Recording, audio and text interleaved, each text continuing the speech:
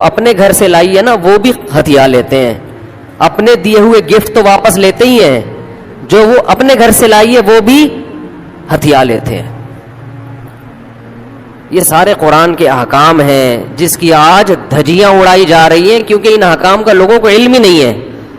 لوگ محرم میں کربلا, ربیع الاول میں جو مخصوص بیانات ہوتے ہیں وہ, یعنی سیزن وائز چل رہے ہوتے ہیں ہم لوگ. جو پریکٹیکل لائف ہے ہماری, عملی زندگی ہے جس کے لیے پیغمبر صلی اللہ علیہ وسلم کو بھیجا گیا معاشرے کی اصلاح کے لیے, اللہ کے حقوق سکھانے کے لیے اور ایک دوسرے کے حقوق سکھانے کے لیے, اس پریکٹیکل لائف کی طرف ہماری توجہ نہیں ہے. ہم دوسری چیزوں میں زیادہ لگ گئے ہیں. بس وہ جوشیلی تقریریں, لوگوں کو رلانا دھلانا, یہ کام رہ گیا ہے. بہت سو کا, سب کا نہیں. اہل حق ہر دور میں رہیں گے. تو اللہ نے حکم دیا کہ ڈیورس کے بعد آپ کو عورت سے کچھ لینے کی اجازت بولو نہیں ہے. ہاں, خلا کی صورت میں مہر واپس لے سکتے ہو. خلا یہ ہوتا ہے کہ مطالبہ عورت کی طرف سے ہو طلاق کا, آپ تو نہیں دینا چاہتے, اچھی بھلی زندگی گزر رہی ہے, اسی کو دماغ خراب ہو رہا ہے اس کا, نہیں مجھے نہیں رہنا. تو پھر اس صورت میں مرد اگر ڈیورس دے تو وہ یہ شرط لگا سکتا ہے کہ میرا خرچہ واپس کرو, خام خواہ میں کیوں کرایا خرچہ.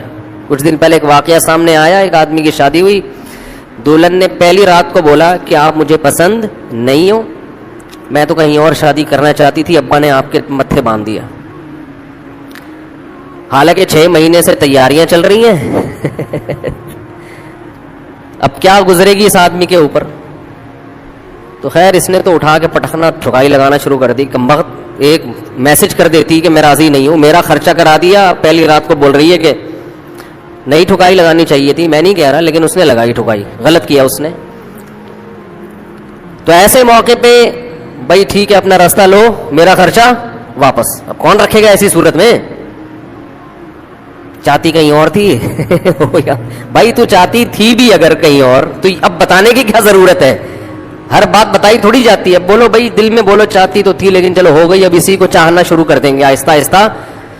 گدھا بھی اگر آپ پال لیں نا, تھوڑے دنوں میں اس سے بھی محبت ہو جاتی ہے. تو پورا 2 ہاتھ 2 پاؤں کا انسان ہے, تھوڑے دنوں میں اچھا لگنے لگے گا. یہ سوچ کے صبر کر لو. پوری رپورٹیں پیش کر رہی ہیں اس کو, پوری رپورٹ.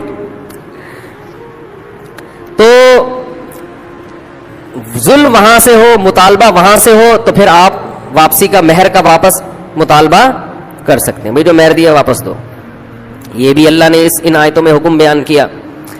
ایک حکم اللہ نے یہ بھی بیان کیا کہ اگر رخصتی سے پہلے طلاق ہو جائے تو پورا مہر نہیں دینا پڑتا, بلکہ آدھا مہر دینا پڑتا ہے. 1 لاکھ روپے مہر رکھا گیا تھا, آپ ابھی رخصتی ہوئی نہیں, آپ نے ڈیورس دے دی, تو پورا مہر نہیں ہے بلکہ آدھا مہر ہے. اس میں اللہ نے ترغیب دی ہے کہ مرد پورا دے دے تو اچھا ہے, اور عورت کو ترغیب دی ہے کہ آدھا بھی معاف کر دو تو اچھا ہے.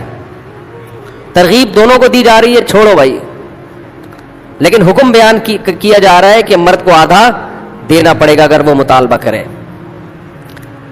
اور اللہ نے اہم حکم یہ بھی بیان کیا کہ جب عورت کو طلاق دو تو جہاں وہ طلاق کے بعد نکاح کرنا چاہتی ہے اس کے نکاح میں رکاوٹ مت بنو, کباب میں ہڈی بننے کی کوشش مت کرو. یہ بھی زمانے جاہلیت میں ہوتا تھا اور آج بھی ہوتا ہے. فَلَا تَعْضُلُوهُنَّ أَن يَنْكِحْنَ أَزْوَاجَهُنَّ, اگر تم نے چھوڑ دیا ہے اس کو. عرب اس کو غیرت کا مسئلہ بنا لیا کرتے تھے کہ ہم نے چھوڑا ہے تو اب ہم کہیں اور اس کی شادی نہیں کرنے دیں گے. ہمارا معاذ اللہ یوں کہتے تھے تھوکا ہوا مال, جیسے آج بھی لوگ کہتے ہیں ہم نہیں کہیں اس کو نکاح کرنے دیں گے.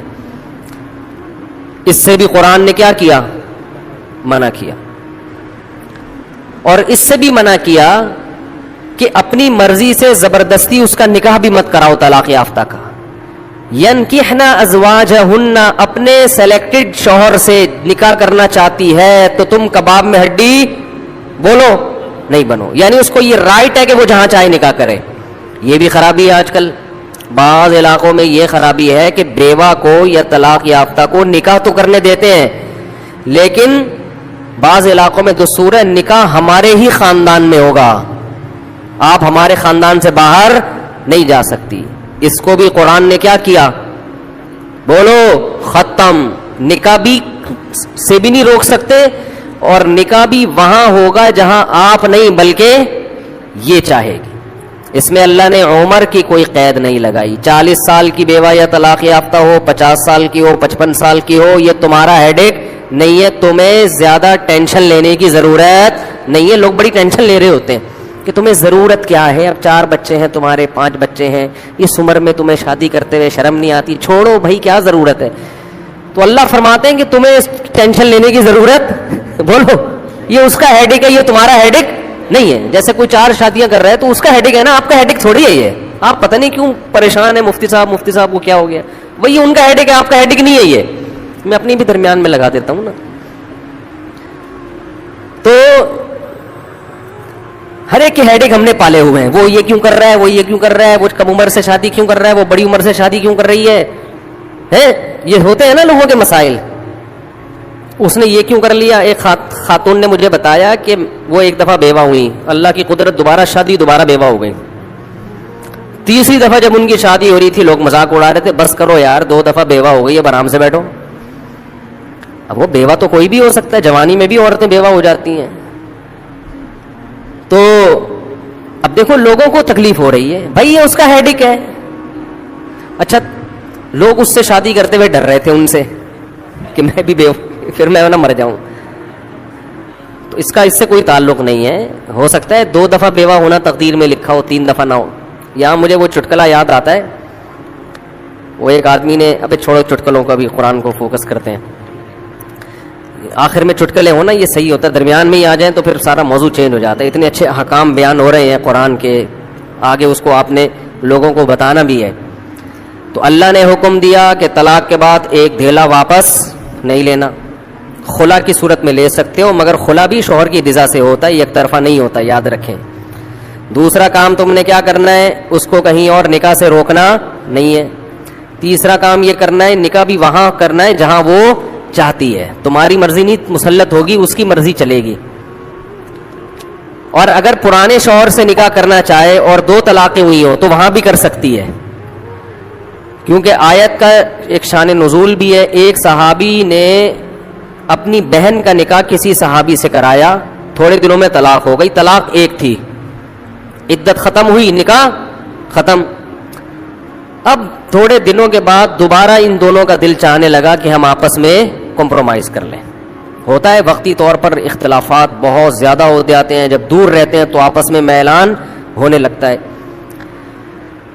لیکن وہ جو صحابی تھے نا جن کی بہن کو طلاق ہوئی تھی, انہوں نے کہا کہ اب میں اپنی بہن کا نکاح دوبارہ اس آدمی سے, بولو, نہیں کروں گا. اور کہا کہ یا رسول اللہ, میں نے ان کی عزت کی, ان کو اپنی بہن نکاح میں دی, انہوں نے لڑائی جھگڑا کر کے طلاق دے کے میرے گھر میں بٹھا دیا اس کو, تو میں کیسے دوبارہ. یہ ذلت محسوس ہوتی ہے نا انسان کو.